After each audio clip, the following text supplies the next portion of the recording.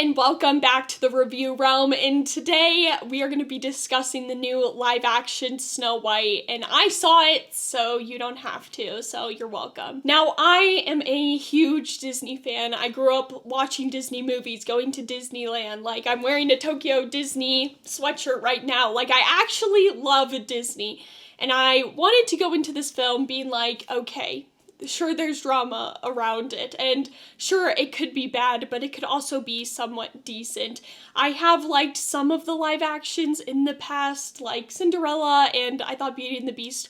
They were, like, good, and I like the live action for what they are, and Snow White, she's not my favorite princess, but I'm willing to give this a chance. And this is going to have spoilers. This is a review that will contain spoilers. But before we get to it, don't forget to like, share, and subscribe. So, Snow White starts off with the book that we all love and know from the animation, and it gives you a little backstory before they fully go into the film, just like the animated one. However, you learn that her name is because the king and queen of the realm, they had her when there was a really bad blizzard outside, so that is why she is named Snow White. And then it leads into this big musical number with the queen and the king singing with Snow White, and they are just having a grand old time with their apple pies, and like the king grabs a little thing of the apple pie and licks it, and I'm like, bro, you're about to give it out to all the villagers, but that's besides the point. I guess they didn't know what hygiene was or sanitary things. Who knows? Anyway, the queen ends up dying. They obviously don't say why. And then the evil queen comes in and she seems nice and like she's gonna love Snow White and it's gonna be great. Well, then there's some fighting and the king goes off and fights and then he never returns. So now Snow White is left with the evil queen. And of course, the evil queen turns evil and she has completely darkened their kingdom and is stealing all the wealth and jewels, and you can just tell that she's evil and bad all around, and she makes Snow White stay in the castle and do all the cleaning work and things of that nature. And then one day, Snow White runs into a bandit named Jonathan, but he's actually a part of a theater group that lives out in the woods, but they steal stuff, so he's like Robin Hood, and honestly, his backstory is a little confusing, but that's besides the point. He's stealing potatoes, boil them, smash them, stick them in a stew, you know? And Rachel Zegler's and Snow White, she's like, you're gonna have to put those potatoes down. I can go talk to the evil queen. I'm sure she just doesn't know what's going on, that people are starving in the kingdom. And he's like, okay, sure, whatever. You do that, princess. Have fun. Well, he doesn't know she's a princess, but then he basically talks back to her and is like, the queen doesn't care about us. And Rachel and Snow White's like, okay, I'm gonna talk to her because I think she does care about us and you guys. And she goes and talks to the evil queen, and that is when the evil queen is like, I didn't realize you were this opinionated, right, from what we saw in the trailer. And they have a little scruffle of words are exchanged, and then Jonathan said he gets caught that he stole all those potatoes, and they tie him up to the fence. Well, then Snow White sets him free, and that is how she becomes the fairest in the whole kingdom. She lets Jonathan free. Well, then the evil queen finds out and she wants Snow White's dead, because when she goes to the mirror on the wall and she goes, mirror, mirror on the wall, who's the fairest of them all? It says Snow White now because she let Jonathan go. So the evil queen wants to kill her. So what does she do? She sends the huntsman out to lead Snow White into the woods to go pick apples for her pies, because that's what she did with her parents, and that's what made the villagers happy, was baking pies. So she's like, I'm gonna go pick apples. Well, she's in the woods with the huntsman, and then he tries to kill her, but then he lets her go, and it sort of leads into the story that we all know and love from the Disney classic, and she stumbles upon the Seven Dwarves' little cottage. When she enters, she falls asleep, and then they discover her. Now, this is when we lead into Whistle While You Work, da, da, da, da, da, da. That musical number. Well, in the animated movie, Snow White cleans up the house alone with her little critters all around, and the dwarves, like, they don't really necessarily help clean. Well, in this, the animals, like, somewhat help, but it's a lot of the dwarves. She's like, you get a task, and you get a task. She's like Oprah. And that was, like, one change. I was like, okay, I get it. So, the dwarves, you know, I am gonna stick by what I said in the trailer. They just look top heavy to me. Now, do I think the CGI is terrible? No. Do I think it could probably be better? Yes. But it wasn't as bad as I expected, but they still do look top heavy, okay? I am prepared for them to fall over at any instant. Their heads are just huge, but that's besides the point. I get they were trying to look like the animation, whatever. It was fine. I could deal with it. You know, at points you're like, oh, they're kind of cute, and then at other times you're like, maybe they're kind of creepy. I don't know. I thought they were decent. Okay. Snow White then meets Jonathan out in the woods because the queen has sent her royal guards out to search and kill Snow White because she learns that Snow White actually isn't dead because she is still the fairest of them all and not the evil queen. She's not fair, even though Snow White should be dead. So she locks up the huntsman because she figures out the huntsman did not kill Snow White, and now people are after Snow White. And she's out in the woods, and she stumbles upon Jonathan and his crew of theater band people who steal and are bandits, and it's all very confusing. And I was like, wait, is this Midsummer Night's Dream? Like, a bunch of theater people in the woods? Does one of them have a donkey head? No, I was wrong. It's not Midsummer Night's Dream, I know, right? And that's a totally different thing. We're in Snow White. But okay, Jonathan's our prince, and you know, he's like, loves her, and there's like chemistry that's not chemistry. I could not tell that they are meant to be like true love at first sight. There's none of that, okay? The chemistry between Jonathan and Snow White just does not exist. And honestly, I thought Jonathan was a little weak.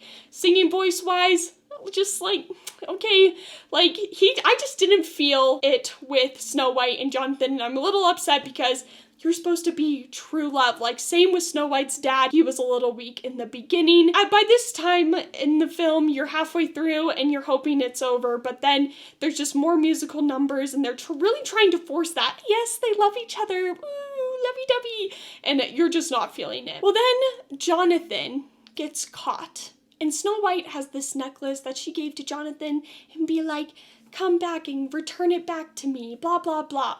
Well, when he gets caught, the evil queen knows that Snow White has this necklace, and she decides to trap Jonathan in the dungeon with the huntsman, and he has to stay there, and she's gonna go out and find Snow White herself and kill her herself. So what does she do? She turns into the old lady, the old hag, and honestly, Gal Gadot has a singing number in this, and I was completely shocked by this singing. I was not expecting the evil queen to get a song, and it was something, you know. I was like, dang, they really be working that auto-tune with Gal Gadot. And honestly, with Gal Gadot's performance throughout this film, it was a lot better than I was expecting, to be honest. Like, I was going in like, I like Gal Gadot, but is she the greatest actress? No. And the evil queen is a huge villain within Disney. Like, you got big shoes to fill. You actually, like, have to do a good job.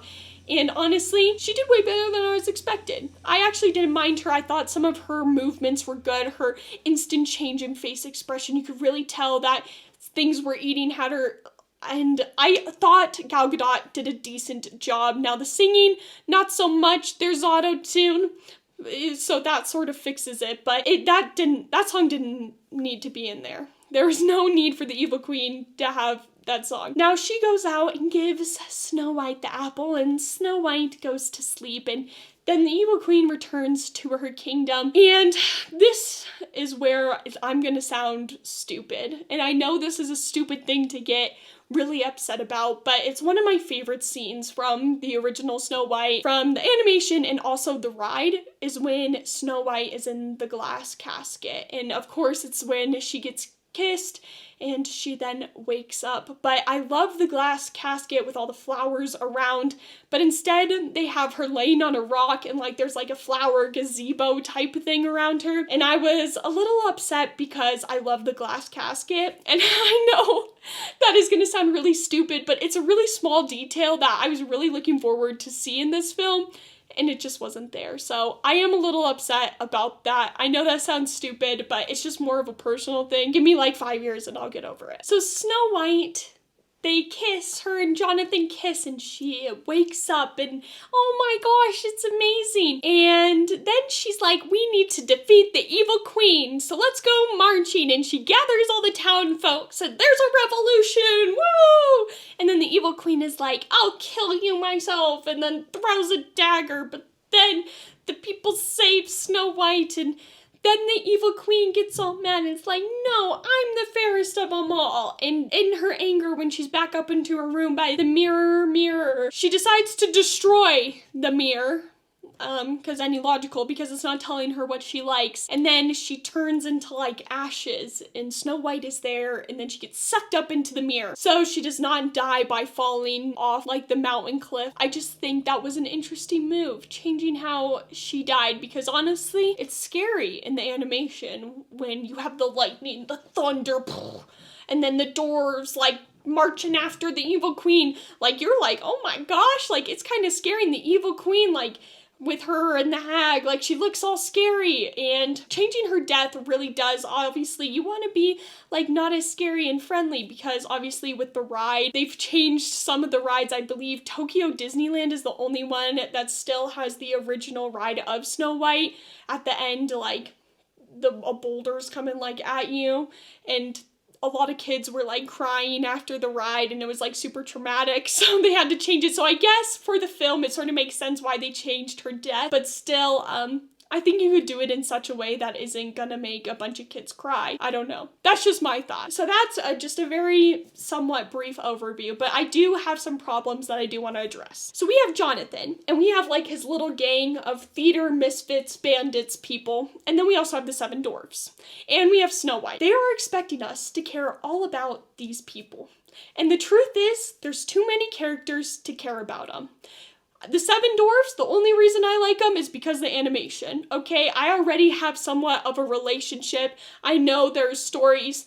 Jonathan and his Midsummer Night's Dream crew, bandit theater people, they didn't really get an introduction. The one guy has a crossbow, that's about all I know. Frankly, if they died, I wouldn't have cared. I would be like, well, he got like 3 minutes of screen time. Good for him, I guess. I didn't care. And Jonathan in this, I forgot to mention, he just gets shot. He saves Snow White and gets shot. And honestly, I was like, if he dies, he dies. Like, honestly, maybe she's gonna kiss him. I was thinking that because, like, in some of the press, she was like, Snow White saves the prince, okay? The prince doesn't save her. So I was like, is this what they mean by it?